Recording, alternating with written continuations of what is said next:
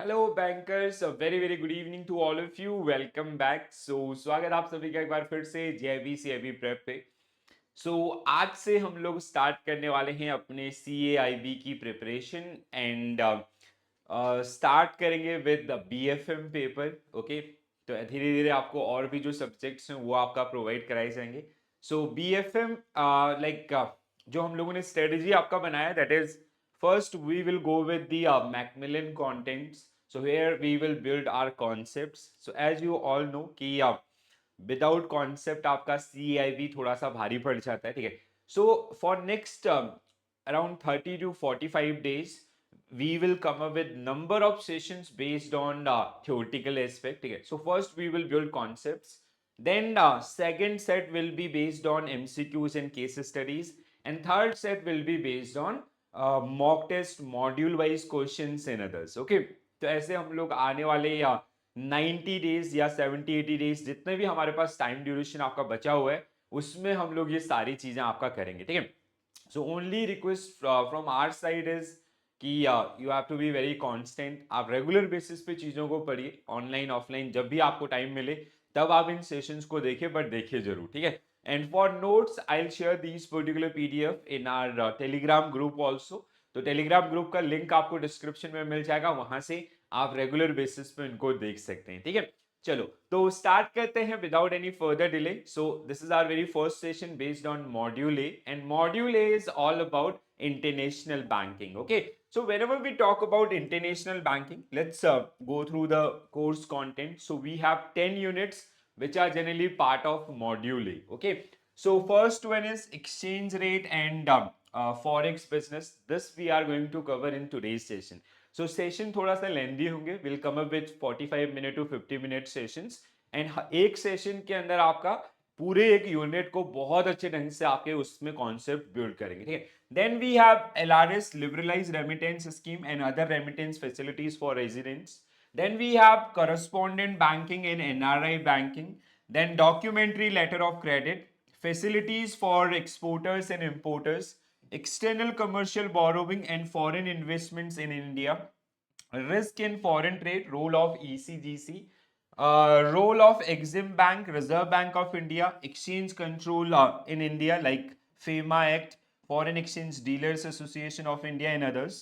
Then we have International Financial Service Center, GIFT City, Gandhinagar, Gujarat. Then we have technology in international banking. Okay, so this is your course curriculum for module A. One thing guys, if you talk about the preparation strategy, मैंने already एक video आप लोगों के लिए किया है। मैं अगर उस सेशन को समराइज करूं, module A and module B are the most important for your preparation wise, right. Like your like whenever we give और whenever we allot timing overall आपका, अगर हम लोग चारों मॉड्यूल की बात करते हैं, so these are the most important module.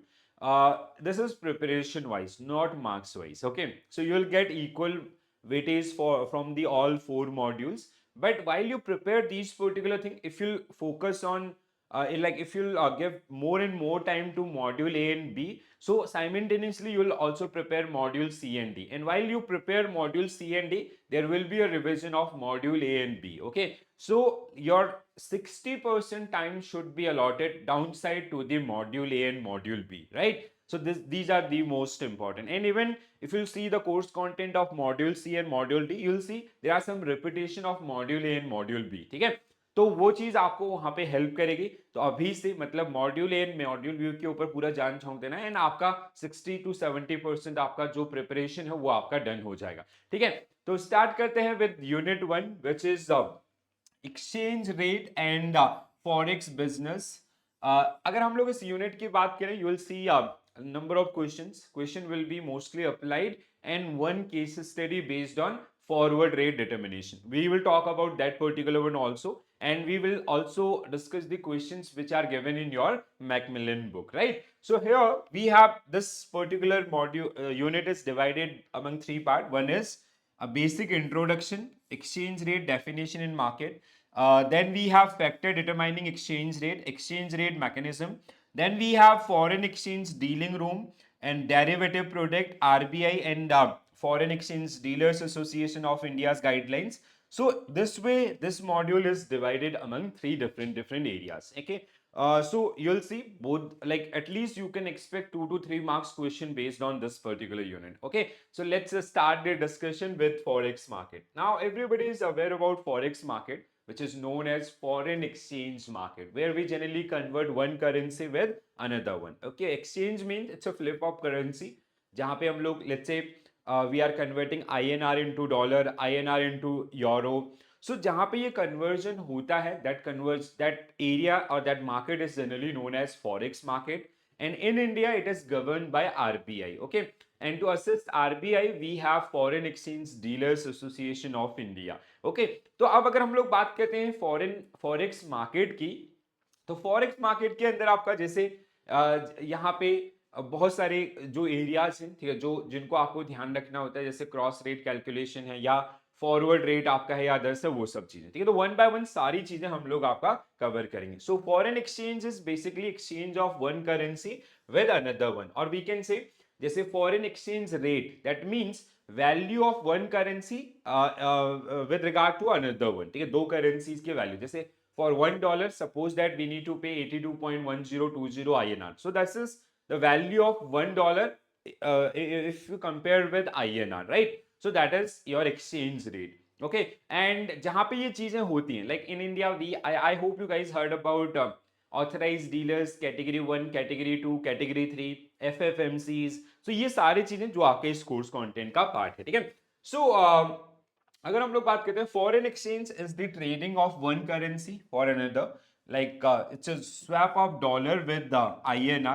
Foreign exchange transaction can take place on the forex exchange market. It is known as forex market, right? So जैसे यहाँ पे जो facilitator होते हैं आपके, they generally called like the licensing to those particular entities is generally given by RBI. Let's take an example of authorized dealers. तो आपके जो बैंक है वो authorized dealers आपका certified होते हैं from RBI, ठीक है, and they are member of foreign exchange dealers association of India. जैसे आपके बैंक की जो प्रॉब्लम्स है, आपकी जो प्रॉब्लम्स है, उनको सुनने के लिए आईबीए है, इंडियन बैंक एसोसिएशन, वैसे ही आपका जो फॉरेक्स डीलर्स हैं उनको ट्रेनिंग करना, उनकी प्रॉब्लम्स को सुनना, या जो भी चैलेंजेस है उनके लिए आपका foreign exchange dealers association of India जो काम कर रहा होता है। Will come to that particular one also. इसके अलावा जो गाइडलाइंस हैं, this market is govern by RBI through foreign exchange management act 1999 and FEMA act जिसको हम लोग बोलते हैं। एंड आरबीआई जैसे कोई भी बैंक आपका अगर इसके लिए अप्लाई करता है, so RBI give licence as authorised dealers category 1, ठीक है। Commercial bank, all commercial bank generally comes under category 1, जिनके पास सबसे ज्यादा आपके जो सबसे ज्यादा ट्रांजेक्शन कर सकते हैं in capital account as well as current account, ठीक है। Then we have authorised dealers two, they are like RRBs and other cooperative banks. Authorized dealers 3, they are mostly DFIs, okay, domestic financial institutions like Exim, SIDBI and all. And then FFMCs, full-fledged money changers. So बहुत सारे होते हैं ना airport प्राइमिसेस में या कुछ बड़े hotels आपका जहाँ पे करेंसी एक्सचेंज किया था, तो they are generally registered with RBI as a FFMC, okay, full fledged money changers, okay. So now foreign exchange, अभी जैसे अगर आप इसका हिस्टोरिकल बैकग्राउंड पढ़ेंगे, सो सिंस 90s आपका, ठीक है, 90s जहां से फॉरेक्स के अंदर आपका ट्रेडिंग होना स्टार्ट हुआ, तो कहीं ना कहीं इसका स्कोप काफी ज्यादा बड़ा है, इसकी जो मार्केट की डेप्थ है वो आपका इंक्रीज हुई है। और the major reason for this particular one is globalisation, okay. तो ग्लोबलाइजेशन इज द लाइक सबसे बड़ा रीजन हम लोग इसको बोलेंगे ग्लोबलाइजेशन को, जिसकी वजह से लोगों का जो इंटरेक्शन है आपका वो कहीं ना कहीं अलग अलग कंट्रीज के साथ होना स्टार्ट हुआ, ऑर्गेनाइजेशंस का या कंट्रीज का आपस में, ठीक है। सो जिसकी वजह से हमें अब दो कंट्रीज अगर इंटरेक्ट करेंगी या दो कंट्रीज के लोग अगर इंटरेक्ट करेंगे, और if you go outside India, so आपको कहीं ना कहीं दूसरी करेंसी की रिक्वायरमेंट होगी। So to facilitate that particular thing we have forex market. तो ग्लोबलाइजेशन जिसकी वजह से आपका इंटरनेशनल ट्रेड आपका इंक्रीज हुआ, ठीक है, cross border movement of man power and capital, travel and tourism, जैसे इंडियन मार्केट के लिए हम बहुत बड़ा एरिया है ये, ठीक है, investment opportunities like FDI FIs, ठीक है। तो ये आपके कुछ मेजर एरियाज। तो eventually globalisation is the most appropriate reason for the scope or to enhance the scope of the forex market, ठीक है। तो काफी ज्यादा, जैसे पहले आपका अगर आप, I hope everybody is node about this, ठीक है। सो पहले जो एक्सचेंज होते थे दैट वाज डॉलर डोमिनेटेड, ठीक है। सो डॉलर और गोल्ड का आपका कन्वर्जन होता था। Then in during 1970s US government they back out. Then आपका अदर करेंसीज का इवॉल्व कहीं ना कहीं जन्म हुआ, ठीक है, एक्सचेंज का मीडियम बने। देन 90s के दौरान आपका ट्रेडिंग स्टार्ट हुआ। ट्रेडिंग आपका विद इन आपका जो इलेक्ट्रॉनिक टर्मिनल्स है उनके थ्रू, तो वहां से ये मार्केट काफी तेजी से आपका ग्रो किया, ठीक है। सो अगर हम लोग बात करें foreign exchange definition as per Macmillan book, so it is defined foreign exchange management act 1999 section 2 define the foreign exchange as. तो पहला आपका foreign exchange means foreign currency which include first all deposit, credit and balance payables in foreign currency, and any draft, traveler's check, letter of credit, bill of exchange expressed or drawn in Indian currency and payable in any foreign currency. So पहला। दूसरा आपका any instruments payable at the option of drawee or holder thereof or any party thereto, either in Indian currency or in foreign currency, or partly in one currency, partly in another one.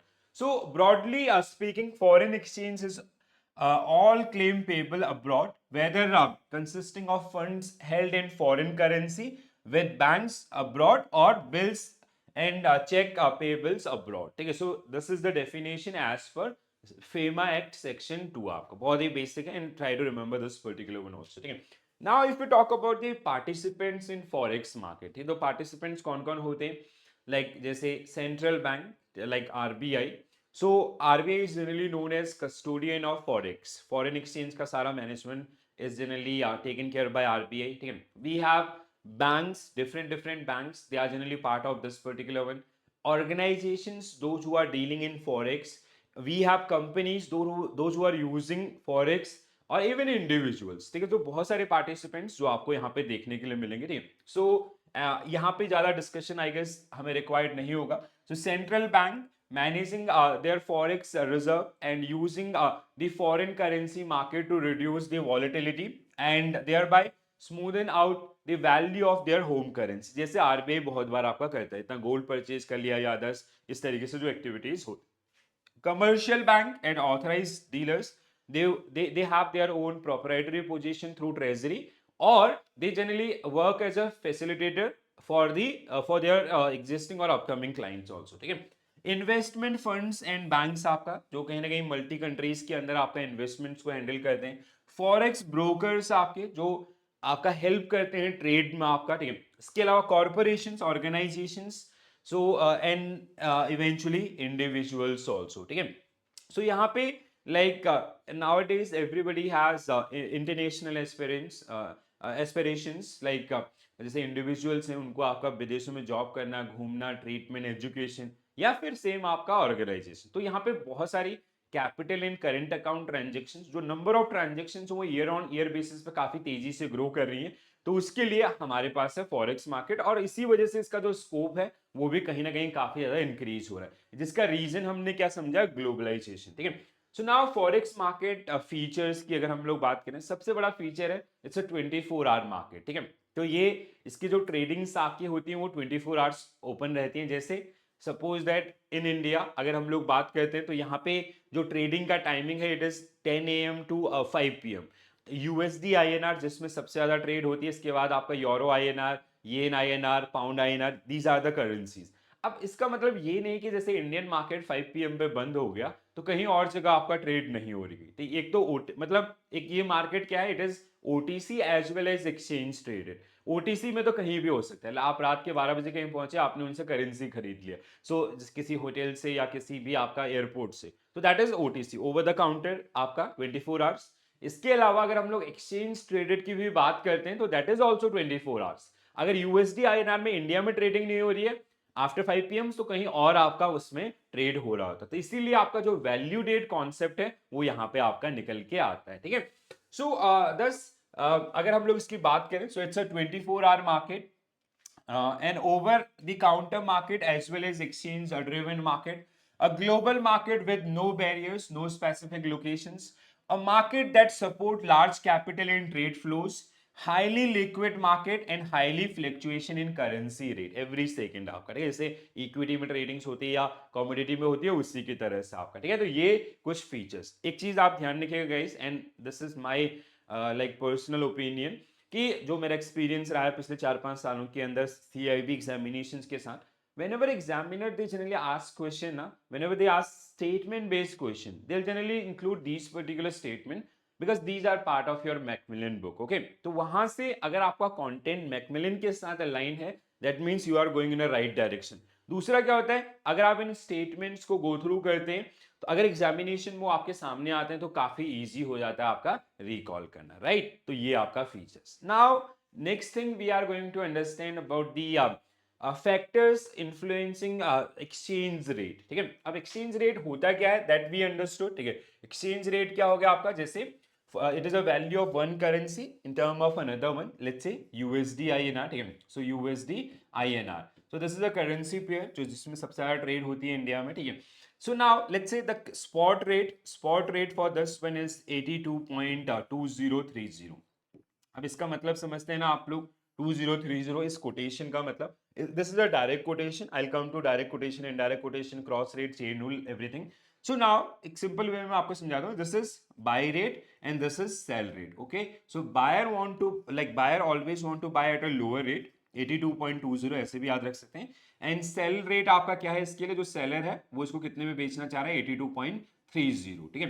तो this is the basic one, I will come to this particular one in detail also. Now the question is, अब यहां से एक चीज आती है कि when this currency, like एक और चीज यहां पे मैं आपको बता दूं, this is base currency, ठीक है, this is base currency and this is counter currency। इसको हम लोग आपका क्या बोलते हैं, counter currency in case of direct quotation, please do remember this. ये कोटेशन जो है इट्स अ डायरेक्ट कोटेशन।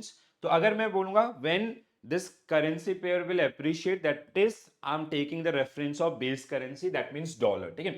अब ये जो करेंसी पेयर है, यहाँ पे $1 की वैल्यू है 82.30240, तो इसके प्राइसेस कब बढ़ेंगे और कब घटेंगे, so what are the major reason for that particular one, so that is your factor determining exchange rate. मतलब जैसे लेट्स से अभी आपका spot rate is $1 equal to 82, तो ये आपका कब 81 होगा और कब आपका 83 होगा, so what are the situations, तो उसको हम लोग आपका एनालिसिस बोलते हैं, ठीक है। So we have 3 type of analysis, majorly 2 type.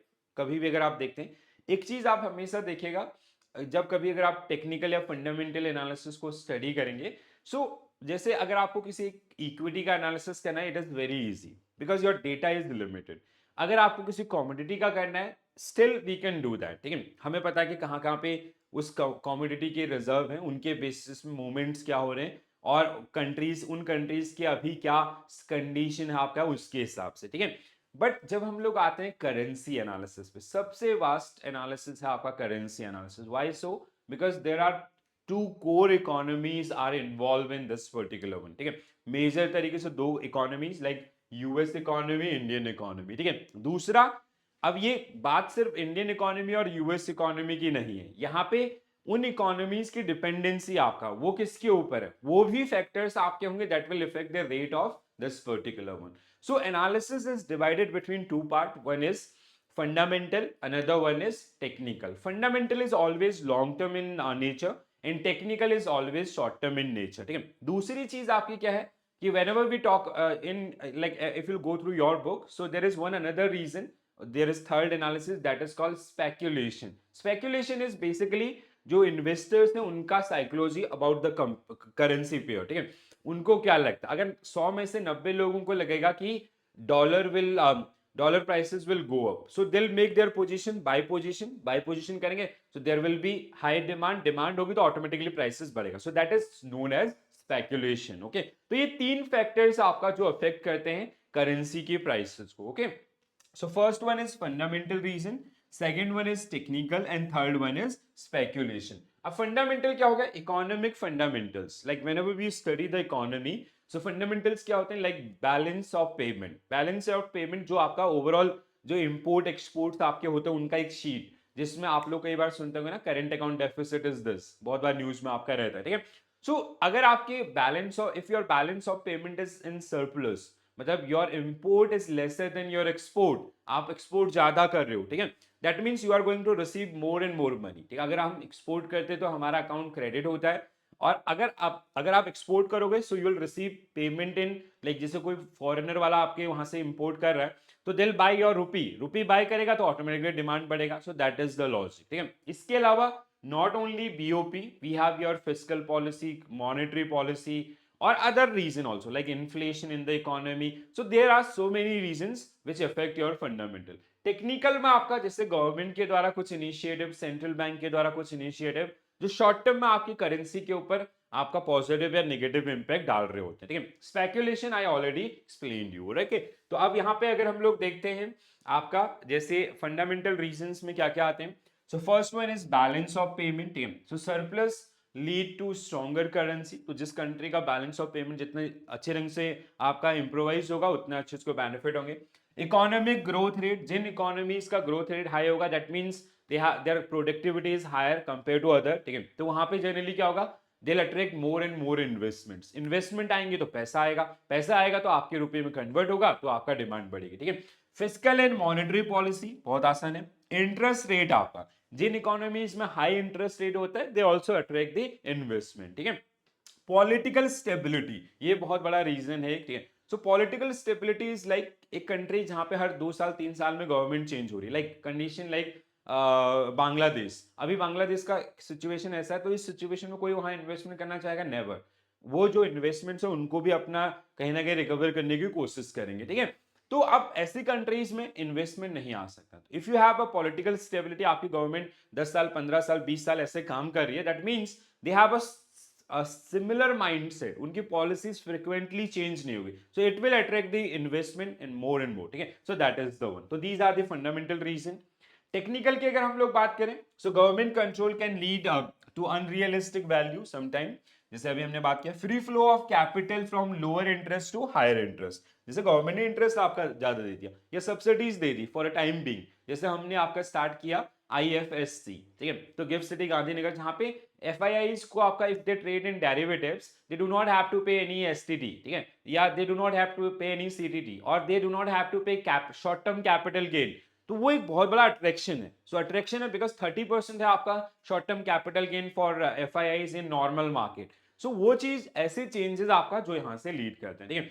Speculation is आपका, जैसे मैंने बताया कि जिन करेंसीज में स्पेक्यूलेशन ज्यादा होगा वो ज्यादा लिक्विड है और ज्यादा लोगों की एक्सपेक्टेशंस, आपका अगर पॉजिटिव साइड है तो बढ़ेगा, अगर नेगेटिव साइड है तो घटेगा, ठीक है। So understood. अब अगला जो हमारे पास आता है concept, that concept is known as value date, ठीक है। सो वैल्यू डेट कॉन्सेप्ट क्या होता है, अगर हम लोग इसकी बात करें तो I hope everybody is aware about the Herstatt risk, ठीक है। अगर नहीं पढ़ा है तो जब हम लोग मॉड्यूल बी के अंदर आएंगे तो वहां पे इसको समझेंगे।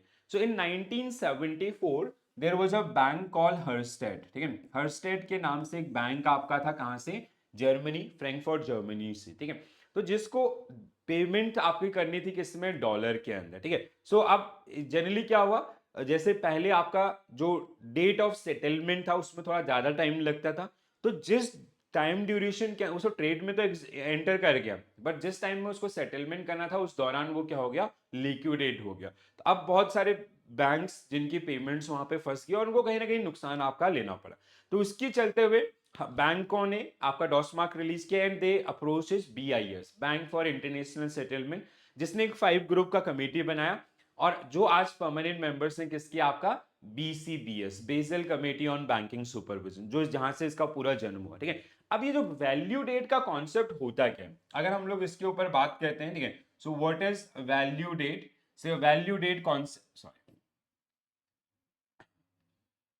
सो how this value date concept work, ठीक है। सो अगर हम लोग बात करें वैल्यू डेट का, value date is equal to your settlement date, ठीक है। ये आपका किस तरीके से काम करता है, value date is equal to settlement date. Settlement का मतलब हमेशा क्या होगा आपका, where two parties are getting affected, one is creditor, आपका जो बायर है he is going to receive the security and seller is going to receive the money, ठीक है।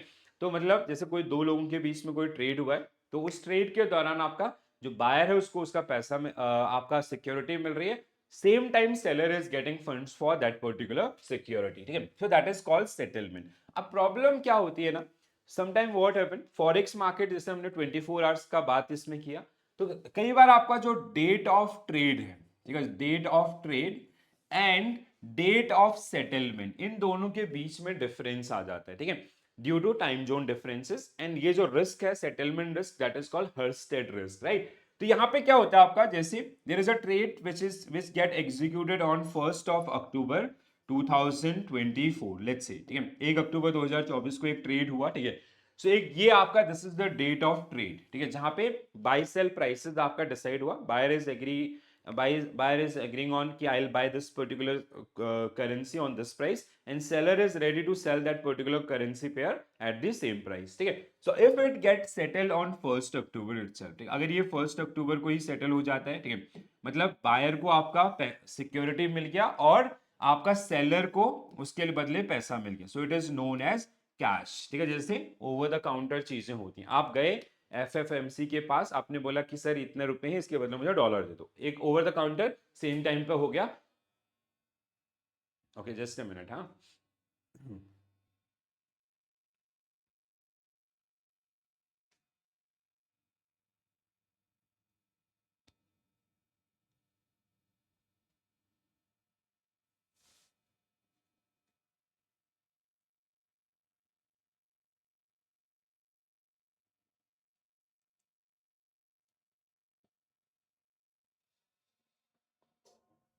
Okay, just a minute. Actually, there was a power cut. So now I guess it is fine. Just hold a minute, huh?